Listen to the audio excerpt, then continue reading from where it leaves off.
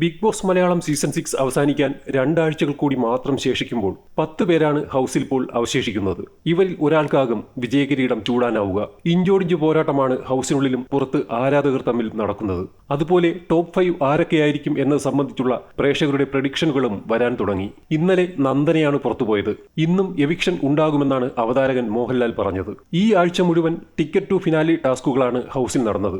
വാശിയേറിയ ടാസ്കുകൾക്ക് അവസാനം ticket to finale നേടിയിരിക്കുന്നത് അഭിഷേക് ശ്രീകുമാറാണ്. ഇത്തവണ ടിക്കറ്റ് ടു ഫിനാലെയിൽ 9 ടാസ്കുകളാണ് ബിഗ് ബോസ് നൽകിയത്. പൊന്മുയൽ, കയ്യാലപ്പുറം, പന്താട്ടം, ചാഞ്ചാട്ടം, കൈത്താങ്, പൂച്ചയ്ക്കാരും മണികെട്ടും, ചവിട്ട് നാടകം, ചോർച്ച സിദ്ധാന്തം എന്നിങ്ങനെയായിരുന്നു 9 ടാസ്കുകൾ. ഇതിൽ ഏറ്റവും കൂടുതൽ പോയിന്റ് നേടിയാണ് അഭിഷേക് ഫൈനലിലേക്ക് ടിക്കറ്റ് എടുത്തത്. 13 പോയിന്റാണ് അഭിഷേക് നേടിയത്. അർജുൻ 8 പോയിന്റുമായി 2ാം സ്ഥാനത്തെത്തി. ആദ്യ 2 ടാസ്കുകളിൽ അഭിഷേക് വിജയം നേടിയിരുന്നു. അതിൽ നേടിയ വൻ ലീഡ് അഭിഷേകിന് പിന്നീടുള്ള മത്സരങ്ങളിൽ കാര്യങ്ങൾ എളുപ്പമാക്കാൻ തുണയായി. 2 ടാസ്കുകളിൽ അഭിഷേക് 2ാം സ്ഥാനത്തും എത്തിയിരുന്നു. നേരത്തെ ടിക്കറ്റ് ടു ഫിനാലെയിലെ ബോണസ് പോയിന്റ് ഉണ്ടായിട്ടും ജാസ്മിനും ഋഷിക്കും ടിക്കറ്റ് ടു ഫിനാലെയിൽ തിളങ്ങാനായില്ല. ടിക്കറ്റ് ടു ഫിനാലെ ലഭിക്കുന്ന വ്യക്തിക്ക് അവസാന ആഴ്ചകളിലെ ഓപ്പൺ നോമിനേഷനിൽ നിന്നും രക്ഷപ്പെട്ട് നേരിട്ട് ഫൈനലിൽ എത്താം. ടിക്കറ്റ് ടു ഫിനാലെയിൽ നന്ദന, സായി, സിജോ എന്നിവർ നടത്തിയ ഒത്തുകളിയെപ്പറ്റി അവതാരകൻ മോഹൻലാൽ ചോദിച്ചിരുന്നു.